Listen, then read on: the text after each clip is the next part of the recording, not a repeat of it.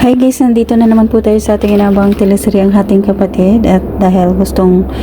umuwi na itong si Tyrone, kaya umalis ito dun sa bahay ni Angel, pero lingid sa kaalaman ni Tyrone yung kinain niya pala ay mayroong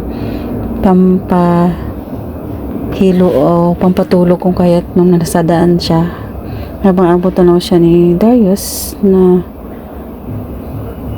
hindi niya akalaing mahihilo siya at natumba ito doon sa gilid ng daan, kung kaya't higit sa kalaman niya dumating itong si Angel at kinuha siya agad at dinala doon sa lugar ni Angel, kung saan pagdating ni Darius doon wala na si Tyrone at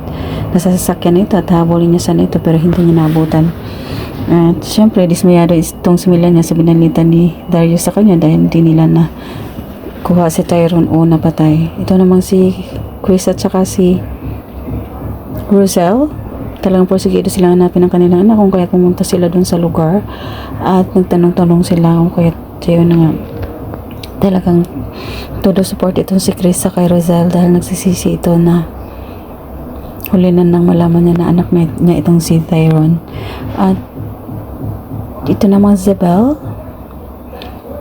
nakikipag-communicate sa kanyang nanay o sa kanyang mami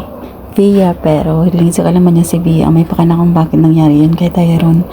At talagang porsigido si Via at yung kasabot niya na papatayin si Tyrone para wala nang lumabas na anumang ebidensya dahil Dawit ang pangalan ni Via pag nagkataon. At ayun na guys, ito namang si Jacinta talagang todo pagdududa sa kay Darius dahil alam niyang gagawa ng masama itong si Darius para lang makuha yung kanyang kayamanan o makihati siya sa kay Tyrone, kung kaya talagang ito yung pinagdududahan niyang kumuha o kumidap sa kay Tyrone. At ayun nga guys, abangan nyo na lang ang mga susunod na kabanata dahil talagang nagulat si Tyrone sa pagising niya dahil si Angel ang kaharap niya at bakit daw siya bumalik doon sa lugar. At sinabi ni Angel na ayaw niyang mawala pa si Tyrone sa kanya dahil lahat na lang daw ng mga minamahal niya nawawala daw sa kanya, kung kaya't gagawin niya daw ang lahat para hindi na makaling si Tyrone sa tabi niya. At yun nga guys, thank you so much for watching. Please don't forget to like, subscribe and press the bell button for you to notify on my next video. Thank you and bye!